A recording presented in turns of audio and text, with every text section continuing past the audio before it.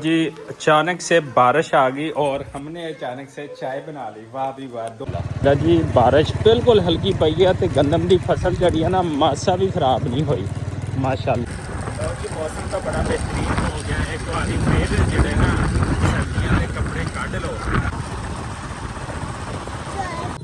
अस्सलाम वालेकुम सज्जनों बेलियो तो मित्रों तुहाडे की हाल चाल है। उम्मीद है सारे ठीक ठाक होणगे वधिया होणगे। लहंदे चढ़दे पंजाब वाले नासर अमीन व्लॉग ਤੇ ਚੌਧਰੀ ਅਬਦੁਲ ਰਹੀਮ ਦੀ ਤਰਫੋਂ ਤੁਹਾਨੂੰ ਸਾਰਿਆਂ ਨੂੰ ਜਿਹੜਾ ਦਿਲ ਦੀਆਂ ਤਾਂ ਗਰਾਈਆਂ ਤੋਂ ਸਲਾਮ ਹੋ ਗਿਆ ਜਨਾਬ ਪਰਦੇਸੀ ਭਾਈਆਂ ਨੂੰ ਵੀ।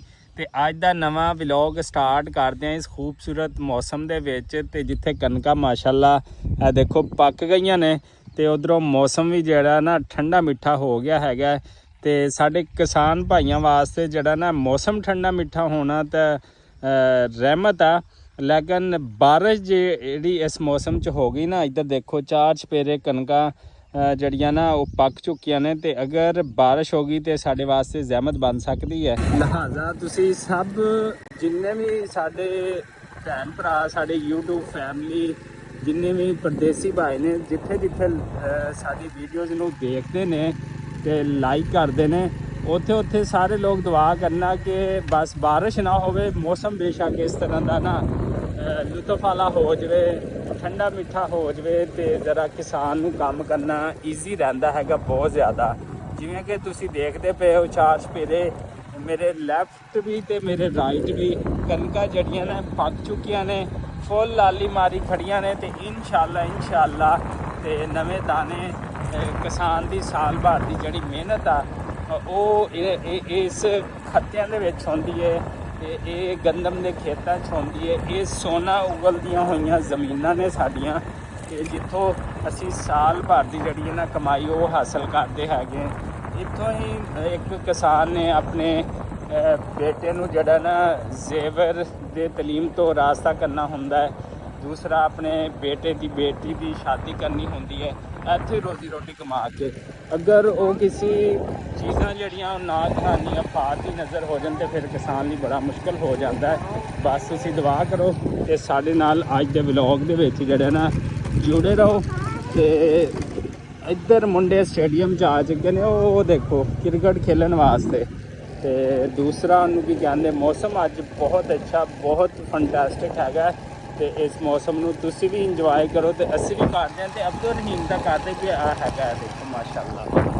ਤੇ ਇੱਕ ਐਸਾ ਸ਼ਹਿਰ ਇੱਕ ਐਸਾ ਪਿੰਡ ਜਿਹੜਾ ਤੁਸੀਂ ਉੱਥੇ ਨਹੀਂ ਪਹਿਲੇ ਦੇਖਿਆ। ਦੇਖੋ ਸਾਫ ਸੁਥਰਾ ਪਿੰਡ ਲਹਿੰਦੇ ਪੰਜਾਬ ਪਾਕਿਸਤਾਨ ਦਾ ਜਿੱਥੇ ਕਿ ਰੋਡਾਂ ਸਾਫ ਗਲੀਆਂ ਸਾਫ ਹਰ ਇੱਕ ਚੀਜ਼ ਮਾਸ਼ਾਅੱਲਾ ਸਾਫ ਹੈਗੀ। ਲੋ ਜਨਾਬ ਪਿੰਡੋਂ ਹੋ ਕੇ ਤੇ ਅਬਦੁਲ ਰਹੀਮ ਨੂੰ ਆਪਾਂ ਲੈ ਵਾਪਸੀ ਨਾਲ ਸਿਟੀ ਦੀ ਤਰਫ ਤੇ ਇਸ ਤੋਂ ਬਾਅਦ ਦੇਖਦੇ ਹਾਂ ਦੋਸਤਾਂ ਨੂੰ ਮਿਲਣਾ ਹੈ।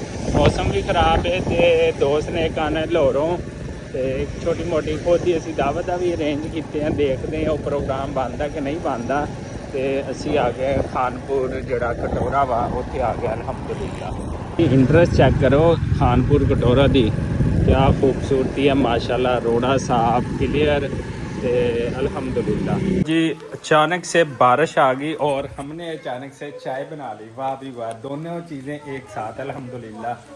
जी बारिश तो आ गई है तेज़ जिमें कि महकमे मौसमियान ने कहा सीगा कि बारिश आएगी 2 वजे तो 8 वजे तक साढ़े ज़िले रींगार खान के इस तरह पूरे इलाके में बारिश हो रही है।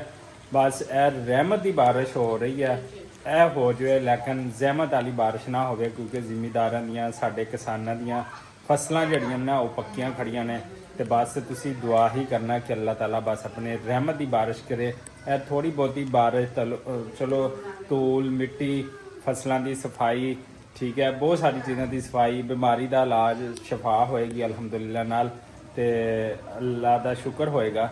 लेकिन ਇਹ ਤੋਂ अगर ज़्यादा बारिश पएगी वो साढ़े वास्ते तकलीफ दे होएगी पूरे पाकिस्तान वास्ते पूरे पाकिस्तान के किसान भाइयों वास्ते क्योंकि गंदम पक्की खलोती है। तो चाय जिन्हें जिन्हें पीनी है जनाब आ जाओ चाय का मज़ा जड़ा ना वो दुबाला हो गया तो बारिश हो रही है अलहमदुलिल्लाह नाल। ਇਹ देखो हाले इन्नी बारिश जी है ना वो होंदी पई है ਇਹ वेख सकते हो। यारो सज्जनों बेलियो तो मित्रों शुक्र अल्हम्दुलिल्लाह कि ਬਾਰਿਸ਼ ਜਿਹੜੀ ਆ ਨਾ ਉਹ ਬਿਲਕੁਲ ਥੋੜੀ ਹੋਈ ਹੈ ਅਲਹਮਦੁਲਿਲਾ।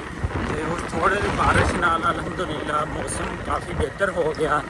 ਦਰਖਤਾਂ ਦੇ ਉੱਤੇ ਚਮਕ ਧਮਕ ਜਿਹੜੀ ਆ ਉਹ ਆ ਗਈ ਹੈ ਤੇ बेहतरीन हो गया। मैं पहले कहा सी कि अल्लाह ताला बस अपने रहमत की बारिश करे तो जहमत ही ना करे, क्योंकि रहमत की बारिश बहुत बड़ी नेमत है अल्हम्दुलिल्लाह।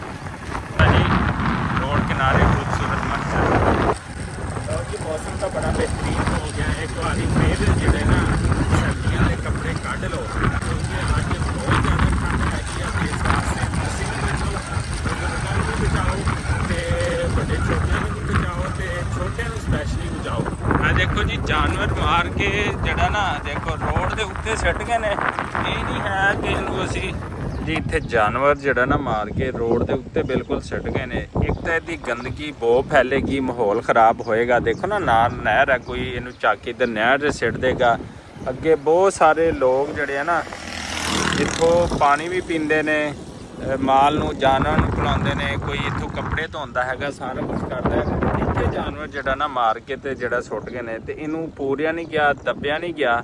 ਤੇ ਲੋਕਾਂ ਕੋਲ ਇਹ ਅਪੀਲ ਹੈ ਕਿ ਖੁਦਾ ਨਾ ਖਾਸਾ ਤੁਹਾਡੇ ਜਾਨਵਰ ਦੀ ਡੈਥ ਹੋ ਜਾਂਦੀ ਹੈ, ਠੀਕ ਹੈ, ਕਿਸੇ ਵੀ ਵਜ੍ਹਾ ਤੋਂ, ਬਿਮਾਰੀ ਦੀ ਵਜ੍ਹਾ ਤੋਂ ਜਾਂ ਕਿਸੇ ਹੋਰ ਦੀ ਵਜ੍ਹਾ ਤੋਂ, ਉਹਨੂੰ ਕਮ ਸੇ ਕਮ ਜਿਹੜਾ ਦਫਨ ਤਾਂ ਕਰਿਆ ਕਰੋ ਨਾ ਮਿੱਟੀ ਦੇ ਵਿੱਚ, ਤਾਂ ਕਿ ਸਾਡੀ ਜਿਹੜਾ ਮਾਹੌਲ ਆ ਖੂਬਸੂਰਤ ਰਹਿ ਸਕੇ।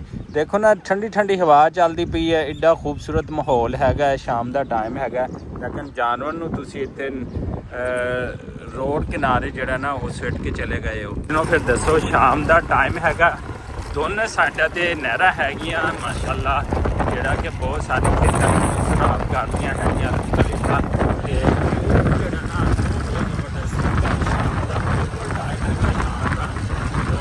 ਆਪਣੇ ਕੰਮ ਕਾਰ ਨੂੰ ਵੀ ਲੱਗੇ ਪਏ ਨੇ। ਉਹ ਦੇਖੋ ਇੱਕ ਤੁਹਾਨੂੰ ਹੋਰ ਕੀਮਤੀ ਸ਼ਾਇਦ ਦਿਖਾਵਾਂ, ਅੰਗਰੇਜ਼ ਦੌਰ ਦੇ ਬਣਾਏ ਹੋਏ ਸਦੀਆਂ ਪੁਰਾਣੇ ਪੁੱਲ ਹਾਲੇ ਤੱਕ ਮਾਸ਼ਾਅੱਲਾ ਕਾਇਮ ਨੇ। ਤੇ ਜੇ ਹੁੰਦਾ ਸਾਡਾ ਪਾਕਿਸਤਾਨੀ ਤੇ ਮੇਰਾ ਖਿਆਲ ਹੈ ਕਿ ਹਰ ਮਹੀਨੇ ਨਾ ਉਹ ਟੁੱਟ ਜਾਣਾ ਸੀ। ਇੱਥੇ ਭਾਵੇਂ ਟਰਾਲੀਆਂ ਲਗਾਓ, ਜੋ ਮਰਜ਼ੀ ਕਰੋ, ਇੱਥੇ ਬਾਹਰ ਗੌਰਮੈਂਟ ਜਿਹੜੀ ਹੈ ਨਾ ਉਹ ਜਗ੍ਹਾ ਹੈਗੀ ਮਾਸ਼ਾਅੱਲਾ ਮਾਸ਼ਾਅੱਲਾ ਜ਼ਬਰਦਸਤ। ਆ ਦੇਖੋ ਬਾਰਿਸ਼ ਬਿਲਕੁਲ ਹਲਕੀ ਹੋਈ ਹੈ ਅਲਹਮਦੁਲਿਲਾ। ਤੇ ਫਸਲਾਂ ਦੇਖੋ ਚਮਕ ਆ ਗਈ ਫਸਲਾਂ ਦੇ ਉੱਤੇ, ਇਹ ਸਾਰੀਆਂ ਫਸਲਾਂ ਨੇ ਦੂਰ ਦੂਰ ਤੱਕ ਮਾਸ਼ਾਅੱਲਾ। ਚੈੱਕ ਕਰੋ ਬਾਰਿਸ਼ ਤੋਂ ਬਾਅਦ ਫਸਲਾਂ ਦੀ ਸੂਰਤ ਹਾਲ। ਮਕਈ ਤੇ ਇੱਧਰੋਂ ਗੰਦਮ ਦੀ ਜਿਹੜੀ ਫਸਲ ਆ ਨਾ ਉਹ ਦੇਖੋ ਮਾਸ਼ਾਅੱਲਾ ਕਿਵੇਂ ਖੜੀ ਹੈਗੀ ਅਲਹਮਦੁਲਿਲਾ। ਜੀ ਬਾਰਿਸ਼ ਬਿਲਕੁਲ ਹਲਕੀ ਪਈ ਹੈ ਤੇ ਗੰਦਮ ਦੀ ਫਸਲ ਜਿਹੜੀ ਆ ਨਾ ਮਾਸਾ ਵੀ ਖਰਾਬ ਨਹੀਂ ਹੋਈ ਮਾਸ਼ਾਅੱਲਾ। ਤੇ ਅੱਲਾਹ ਤਾਲਾ ਐਵੇਂ ਹੀ ਮੌਸਮ ਰੱਖੇ ਤਾਂ ਕਿ ਜਿਹੜੇ ਕਿਸਾਨ ਭਾਈ ਜਿੰਨੇ ਵੀ ਪੂਰੇ ਪਾਕਿਸਤਾਨ ਵਾਲੇ ਉਹ ਆਪਣੀ ਫਸਲਾਂ ਦੀ ਕਟਾਈ ਨਾਲ ਬਿਹਤਰ ਅੰਦਾਜ਼ ਨਾਲ ਕਰ ਸਕਣ। ਜਦੋਂ ਬਾਰਿਸ਼ ਘੱਟ ਹੋਏਗੀ ਤਾਂ ਪੈਦਾਵਾਰ ਅੱਛੀ ਆਏਗੀ ਇਨਸ਼ਾਅੱਲਾ। ਅੱਛਾ ਜੀ, ਮੌਸਮ ਠੰਡਾ ਹੋਵੇ ਨਾ, ਮੌਸਮ ਠੰਡਾ ਤੇ ਫਿਰ ਵਲੌਗ ਬਣਾਉਣ ਦਾ ਵੀ ਆਪਣਾ ਹੀ ਮਜ਼ਾ ਆਉਂਦਾ ਹੈ ਇਨਸ਼ਾਅੱਲਾ। ਅੱਜ ਕੱਲ੍ਹ ਸਾਡਾ ਜਿਹੜਾ ਪੰਜਾਬ ਆ, ਲਹਿੰਦਾ ਪੰਜਾਬ, ਉਹ ਪੂਰੇ ਭਾਣ ਨਾਲ ਜਿਹੜਾ ਨਾ ਮਰੀ ਵਾਲੇ ਤੇ ਗਿਲਗਿਤ ਬਲਤਿਸਤਾਨ ਸਕਰਦੂ ਨਰਾਨ ਕਗਾਨ ਬਣਿਆ ਪਿਆ ਹੈਗਾ ਅਲਹਮਦੁਲਿਲਾ। ਤੇ ਜਿੰਨੀਆਂ ਠੰਡੀਆਂ ਹਵਾਵਾਂ ਨੇ ਤੇ ਅੰਤਰੀਬ ਇਨਸ਼ਾਅੱਲਾ ਅਸੀਂ ਗਿਲਗਿਤ ਬਲਤਿਸਤਾਨ ਜਿਹੜਾ ਉਹ ਜਾ ਰਹੇ ਹਾਂ। ਉਹ ਕਿਦੋਂ ਜਾ ਰਹੇ ਹਾਂ ਉਹ ਵੀ ਤੁਹਾਡੇ ਨਾਲ ਇਨਸ਼ਾਅੱਲਾ ਸ਼ੇਅਰ ਕਰਾਂਗੇ ਬਹੁਤ ਜਲਦ।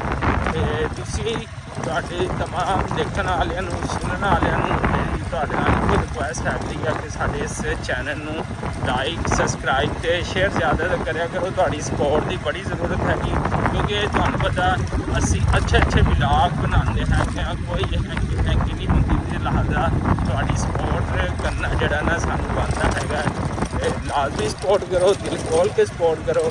ਇਸੇ ਦੁਆ ਉਮੀਦ ਦੇ ਨਾਲ ਸਾਨੂੰ ਦਿਓ ਇਜਾਜ਼ਤ। ਅੱਲਾ ਨੇ ਕੇ ਪਾਲਾ।